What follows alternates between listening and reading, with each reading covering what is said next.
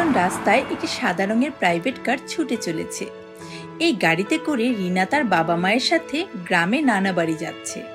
তার বাবা আলিম সাহেব ফুরফুরে মেজাজে নিজেই গাড়ি ড্রাইভ করছেন।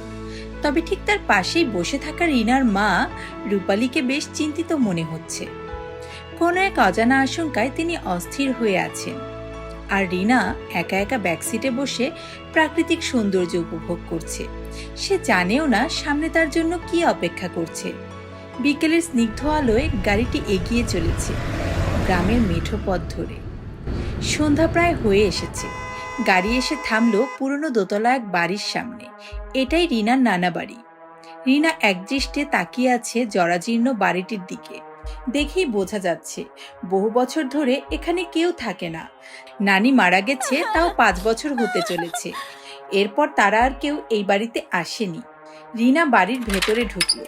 কেমন যেন একটা অশুভ অনুভূতি হলো। কাঠের সিঁড়ি বেয়ে দোতলায় চলে গেল।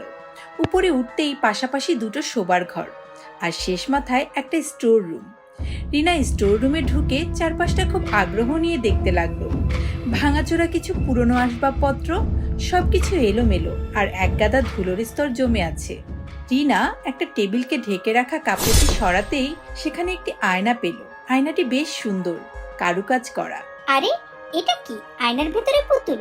বাহ, দারুণ তো। একা একাই বলল রিনা, অবাক হয়ে তাকিয়ে রইল পুতুলটির দিকে। তুমি এটা কেন বের করেছো?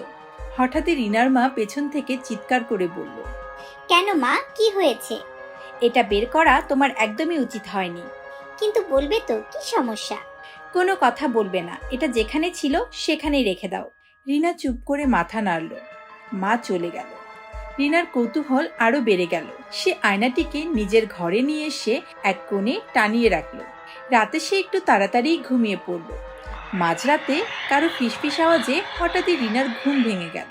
সে তাকিয়ে দেখে আয়নাটি তার খাটের সাইড টেবিলে রাখা। সে বেশ অবাক হলো। আয়নার ভেতরের পুতুলটি যেন তার দিকেই তাকিয়ে আছে। রিনা তাড়াতাড়ি পুতুলটিকে রুমের অন্য প্রান্তের দেয়ালে টাঙিয়ে দিল। বিছানায় এসে আবার ঘুমিয়ে পড়ল।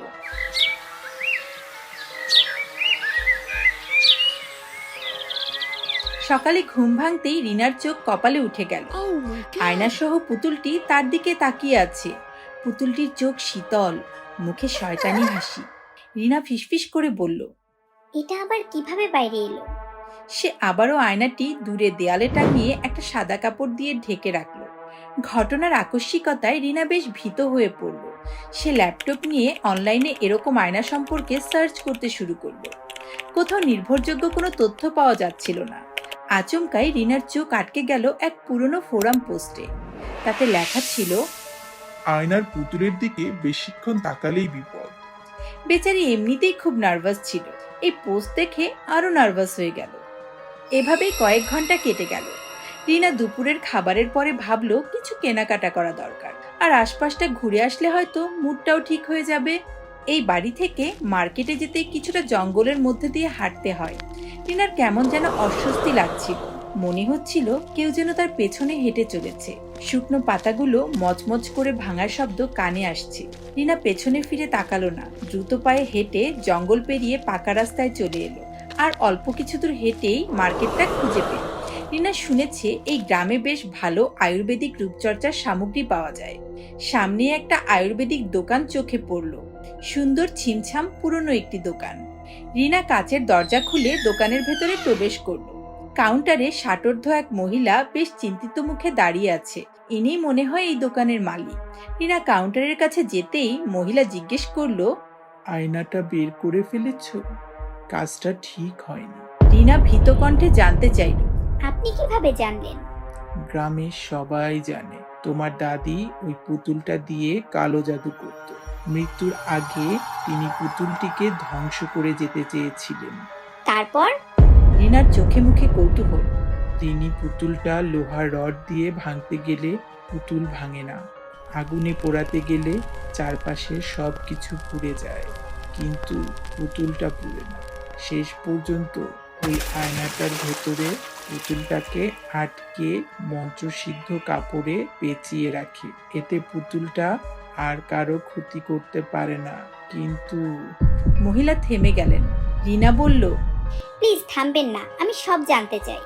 দোকানদার মহিলা বলল, মন্ত্রসিদ্ধ কাপড়ে পেঁচানো থাকার কারণে পুতুলটি এতদিন ঘুমিয়েছিল। তুমি ওই আয়নাটা বের করার পর থেকে পুতুলটা জেগে গিয়েছে। রিনা বলল, এখন তাহলে উপায়? তোমার সামনে মহাবিপদ, তুমি আয়নার দিকে বেশিক্ষণ তাকিয়ে থেকো না। রিনা কোনো জবাব না দিয়ে দৌড়ে বের হয়ে গেল। সন্ধ্যা প্রায় হয়ে এসেছে। জঙ্গলের মধ্য দিয়ে দৌড়ে বাড়ির দিকে ছুটে চলেছে। অন্ধকারে একটা ছায়ামূর্তিও যেন তার পেছনে দৌড়াচ্ছে। তাড়াহুড়ো করে রুমে ঢুকলো রিনা। দেয়াল থেকে কাপড়ে ঢাকা আয়নাটা মাটিতে পড়ে গেল। তারপর নিজে নিজেই খাটের পাশে দেয়ালে সেট হয়ে গেল। ভয়ে আতঙ্কে রিনার মুখ ফ্যাকাশে হয়ে গেল। পুতুলটি আয়নার ভেতরে ক্রমশই জীবন্ত হয়ে উঠছে। রিনা ভয়ার্ত দৃষ্টিতে আয়নার দিকে তাকিয়ে আছে। ধীরে ধীরে কাছে এলো পুতুলটি। রিনার দিকে হাত বাড়িয়ে তাকে চেপে ধরল। তার উদ্দেশ্য বুঝতে রিনার বাকি রইল না। সে রিনাকে আয়নার জগতে নিয়ে যেতে চাচ্ছে। রিনা প্রাণপণে নিজেকে বাঁচানোর চেষ্টা করল, কিন্তু পুতুলের বীভৎস চেহারা দেখলে যে কেউই নিজের চিন্তাশক্তি হারিয়ে ফেলবে। রিনা প্রায় নিজেকে ছাড়িয়েই ফেলেছিল, কিন্তু শেষ রক্ষা হলো না। হঠাৎই প্রচণ্ড অশুভ শক্তির আবির্ভাব হল। পুতুলটি রিনাকে টেনে হিচড়ে আয়নার জগতে নিয়ে গেল। ভীত সন্ত্রস্ত রিনা আয়নার জগতে আটকা পড়ে গেল। চারিদিকে শুধুই শয়তানি শক্তির আনাগোনা। চিৎকার শুনে রিনার বাবা মা দৌড়ে রুমে এসে ঢুকলো। তারা অস্থিরভাবে রিনাকে খোঁজাখুঁজি শুরু করলো, কিন্তু রিনাকে কোথাও খুঁজে পেল না। রিনার বাবা অস্ফুষ্ট স্বরে বলল, কোথায় তুমি রিনা মা আমার? জবাবে রিনার মা বলল, এটা তো হওয়ারই ছিল। রিনার ওই আয়নাটা বের করা উচিত হয়নি। রিনার বাবা মা দুজনেই কাঁদতে লাগলো, কিন্তু তারা দেখতে পায়নি তাদের সাথে আরো একজন কাঁদছে। রিনা আয়নার ভেতরে একা, নিঃসঙ্গ।